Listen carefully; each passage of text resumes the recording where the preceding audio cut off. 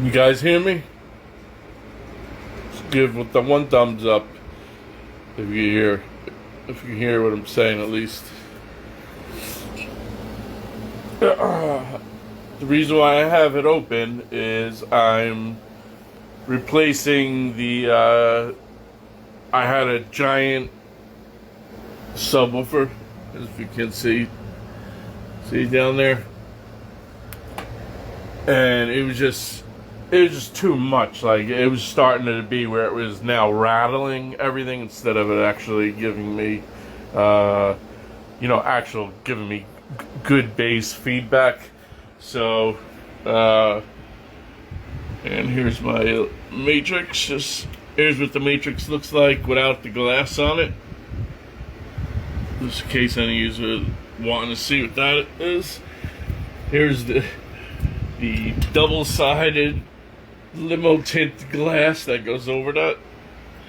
And what most people don't know is the piece that actually holds it up is the actual atgames piece that belongs here.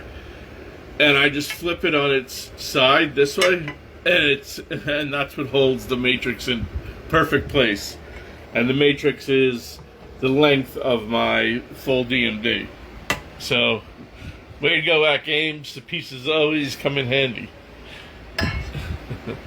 So, the most questions though, the thing I'm ripping out my KL25Z board. I got it from VirtuPin. It sucks. The buttons didn't work. I had them all soldered. Everything was working. Everything was connected perfectly, and it wasn't working. I called them up. They said it was already set up. It comes pre-set up, pre-flashed in the garage or wherever they do everything, and everything should work. I was on the phone with them, just trying to get, as you can see, just the actual plunger working, and you can see it's solid. I have it solid here. It's not going anywhere, and they could not help me over the phone set the settings on VPX, VirtuPin, and for any of the numbers for nudge or anything like that. So that's getting ripped out today, and I'm just using my Zemotech USB encoder board. That has worked perfectly, always. It's never failed me. It's cheap. You can light up all your buttons, no matter which ones you want. Even you could even use these for everything. These buttons actually come in handy in Popper, especially the atgames button. You use that to bring it back. So wherever you're in Popper, you hit that button, it brings you back to your main homepage. That's like little things like that. That's cool to do. But so everyone always says there's always like a tinge of douchey or douchery. I like to say, like, when they ask you a question like about something, how do you do something, and you're like, I don't know, I just ripped the thing off and put it up there, right? So so I just told people which monitor I have. This is the LG monitor. It's the same one that we all have. Okay, there's like 4 or 5 different model numbers, and the last 3 digits usually end. I hate this is the worst part about when you take off the glass and stuff. Like, you have to clean the screen, then you gotta clean the inside of the glass, outside of the glass, and then hope nothing's in there. But anyway, so those last couple digits on the serial number, or the little number that you see in Best Buy and stuff, that just tells you what store you purchased the screen in. That's usually what that means. So, like, I don't know. I know that we have like 4 or 5 versions of this LG screen, and I think there's 4 or 5, and the last 4 digits are a couple things. A couple guys think that they have a different one because it can be overclocked to 180. That's not true. I don't know if you guys seen my post. When you remove, so look at the way we're looking at my table here. Okay, so here's the LG. Okay, this is the front. Here's the bottom. Normally it sits in your cabinet this way, okay, right? Here's the remote. You see the little knob there? So yeah, I didn't rip any of that off. I literally took this little plastic piece off. They had a thing that said, I believe, nvidia G-Sync or nvidia Power or something. It was nvidia something. It definitely was, and it's actually in the pictures, in the ads, you can actually see it says nvidia, and then right here it says LG. Anyway, that piece pops off. Now, the reason why you have to pop that piece off is because it does raise up I mean, it's not really that big of a piece, and if you wanted to, you could shave down these like side rails. But it was just easier just to pop off because it didn't break anything. Okay? Alright? And then, so everyone was like, well, yeah, no, there's no way it's sitting in there then. He had to take the whole back off. Because the back has a big circle thing, and it's red, and there's no way it fits in between the things. I'm sorry, I'm just fixing my matrix here. So I'm going to lift this up and show you exactly how it is. Look at that. Okay? I don't want to hear one more douchebag say, oh, he didn't rip the back off, because it definitely doesn't fit in the atgames cabinet, because it doesn't fit. Because I spent hours. It fits. Okay? It fits. Alright? And that wasn't anyone in particular. That was just a random douchery,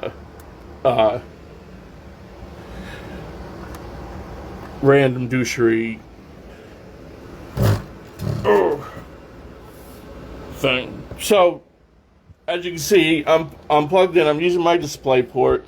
I'm not using the HDMI ports just because the other screens are more likely to have HDMI and not display ports, which I was right, but it doesn't matter regardless. So right now, all I have to do right now, if I want to use my the stand, is the stand just pops right in right here. So though you guys that own this, you guys definitely know how it goes. It just literally slides up and it snaps in, and then it sits right in. All right, so as you can see, my solenoids, I have 8 solenoids. I have 4 up front, and I have 4 in the back. And they're under my cross beams, okay? So they're along the sides, and they don't touch the screen at all, okay? See right here? This was bending because I had a gigantic subwoofer in here, and it was ridiculous to do that. It didn't need to have that in there, so that's why I'm taking this off today. Here's my pieces. This is all my solenoid pieces. It's from this is all Cleveland software design. Everyone knows this is the best solenoid thing to get if you're gonna get solenoids for your atgames cabinet or any atgames cabinet. You call Philip Ellis. Well, don't call him personally. Go to Cleveland Design. Don't drive him nuts. He has a young baby, and he'll build it for you if you want. I had him actually build it for me, where it came with 4 screws. See the screw right there? There's 4 of them sticking out, and he literally had it where I just had to screw those 4 screws into the sides of my my cabinet, and that's it. And then I plugged it in, and and I had Thos. Thos was working, and he gave me all the other files and stuff for Thos links and all that other stuff. All right, so as you can see, this bottom piece, it just pops off, and I just sit it right on this plastic. Can you guys see that? There's like a plastic rim that's right here, okay? Here, I don't know if you can see this. This was a strap that kind of went across to right here, and then it went down and it's screwed into the back of the stock monitor, okay? But what I'm telling you is that you don't need those straps. You don't need them. Your monitor is. Hold on. My subwoofer is gonna go in right here. Okay, it sits right here, just perfectly enough where that it doesn't touch the monitor, or the plugs of the monitor. That's the real problem. You don't want to bend the monitor plugs. All right, so you have the subwoofer there. You have on the sides, you have the two solenoid rails. You have the cross beams, and then you have these side pieces, and these side pieces are where you balance the actual monitor. All right. You don't take the case off the monitor, because look what you lose. You lose the piece that actual grabs on to the sides of these pieces. You know what I'm saying? So you're basically if you rip that all off, you're making it into a tiny monitor where then you will have to build some sort of support or something to lift it up. I mean, but that's up to you then. I don't know what the point of ripping it apart. If that was the case, then you wouldn't need you wouldn't even use this. What's the point of even using this? The frame. You're better off if you're going to do that, and you have a super flat, perfectly shaped monitor that you made. I would raise it right up, right into the glass, right into the top of the glass. It would be perfect. But by having it like that and leaving the shell on it, it's protected. It's sitting right here. You see how the bottom is, how deep it is. I don't know underneath how long you can see. Oh, I don't know how much you can see. You can see how far it goes down. But my point being is it's not falling anywhere. You know what I mean? So once it goes in, I'm not done working on this, so I can't put it in. But I'm just gonna try and put this in with one hand.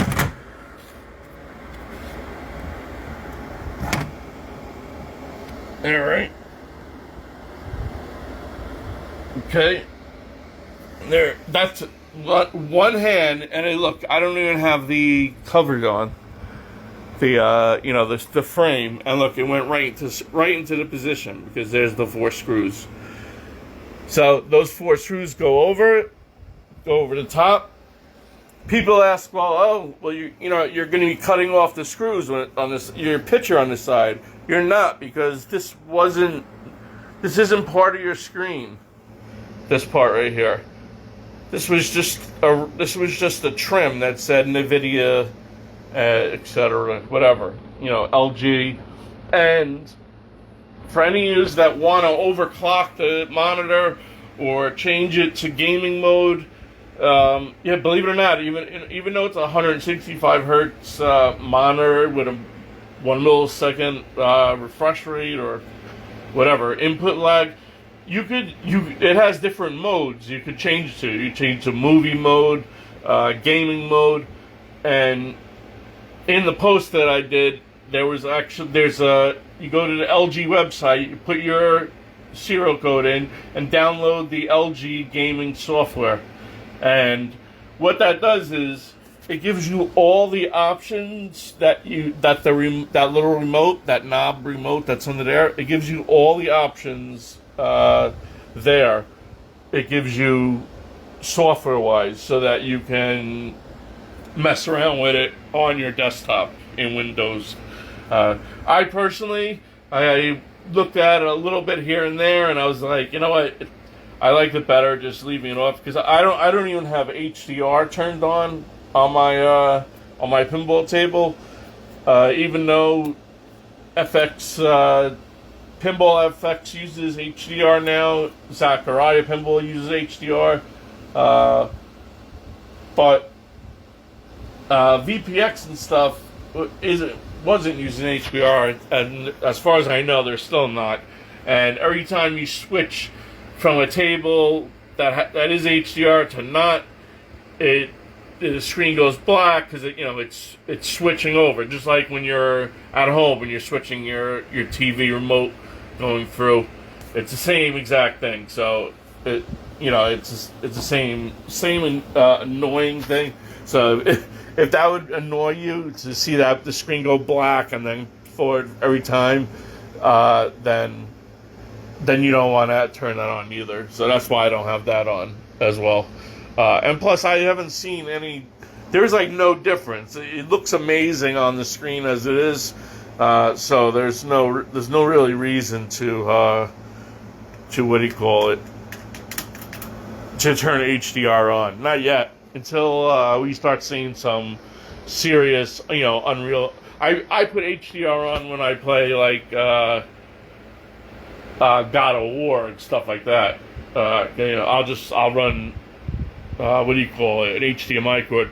I run it right to one of my plasmas or something, and I'll play it that way. That's about it. So, all right. So, it's open. You see how the TV fits. You see the entire back is connected. There's no special secret compartments that I have hidden or ripped off or anything.